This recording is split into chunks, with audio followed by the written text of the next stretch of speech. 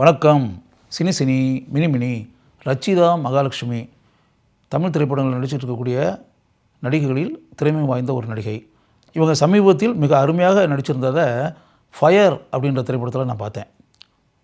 JSK இயக்கிய அந்த திரைப்படத்தில் ஒரு முக்கிய கதாபாத்திரத்தில் அருமையாக தன்னுடைய திறமையை ரச்சிதா மகாலட்சுமி வெளிப்படுத்தி இருந்தார்.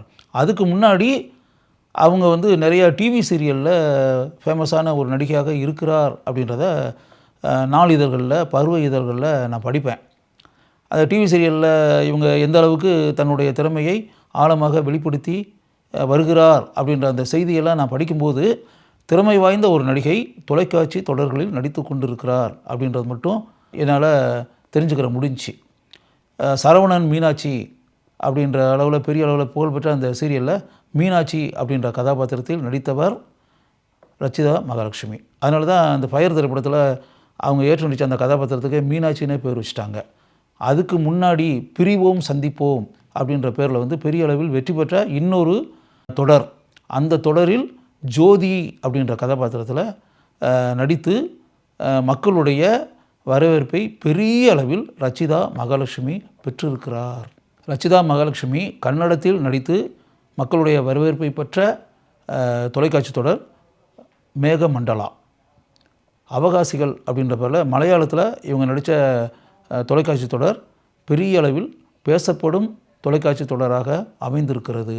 சுவாதி சின்னுக்குழு அப்படின்ற பேரில் ரச்சிதா மகாலட்சுமி நடித்த தெலுங்கு மெகா தொடர் மக்களுடைய வரவேற்பை பெரிய அளவில் பெற்றது. அப்போ யோசிச்சு பார்த்திங்கன்னா தமிழ், தெலுங்கு, கன்னடம், மலையாளம் 4 மொழிகளிலும் தொலைக்காட்சி தொடர்களில் இவர் நடித்திருக்கிறார் அப்படின்றது எவ்வளோ பெரிய விஷயம்.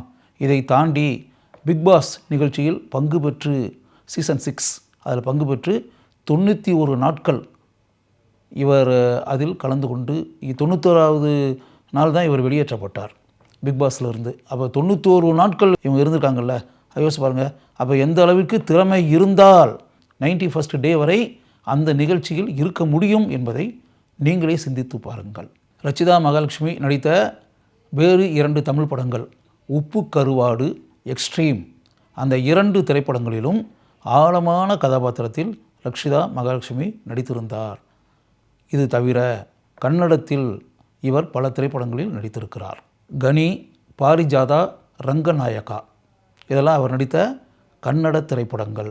இந்த ரச்சிதா மகாலட்சுமியை பற்றி இங்கே சொல்கிறதுக்கு காரணம் என்ன அப்படின்னா, அதாவது நல்ல உயரம், நல்ல உடலமைப்பு, நல்ல ஃபேஷியல் எக்ஸ்ப்ரெஷன்ஸ் இருக்கக்கூடிய முகம், திறமை, நடிப்பு ஆற்றல் இவ்வளவும் ரச்சிதா மகாலட்சுமிகிட்ட இருக்குது. அதனால் இப்போ நம்ம திரைப்படங்களில் பல வகையான கதாபாத்திரங்கள் அப்படின்னு இருக்கு இல்லையா, அந்த கதாபாத்திரங்களில் மிகச்சிறந்த திறமைகள் கொண்ட நடிகைகள் அந்த கதாபாத்திரங்களில் நடித்தால் அந்த கதாபாத்திரங்கள் மகத்தான வெற்றி பெறும் கதாபாத்திரங்களாக அமையும். அப்படிங்கும்போது நமக்கு ஒரு டேலண்டட் ஆக்டர்ஸ், டேலண்டட் ஆர்டிஸ்ட் அப்படின்றது நமக்கு தேவைப்படுது இல்லையா. இந்த ஃபயர் திரைப்படம் பார்க்கும்போது ரச்சிதா மகாலட்சுமியிடம் பல திறமைகள் இருக்கின்றன, அழகு இருக்குது, திறமை இருக்குது அப்படின்றத நான் உணர்ந்தேன். அப்படி உணர்ந்ததுனால who is this Rachitha Mahalakshmi, இதுக்கு முன்னாடி அவங்க என்னென்னலாம் பண்ணியிருக்காங்க அப்படின்ற அந்த விஷயங்களை அப்படியே நான் தெரிந்து கொள்ள வேண்டும் அப்படின்ற அந்த முயற்சியில் இறங்கிய போது எனக்கு இப்போ நான் சொன்ன விஷயங்கள்லாம் என்னுடைய பார்வைக்கு வந்தன. என் பார்வைக்கு வந்த அந்த விஷயங்களை உங்களிடம் நான் பகிர்ந்து கொள்கிறேன்.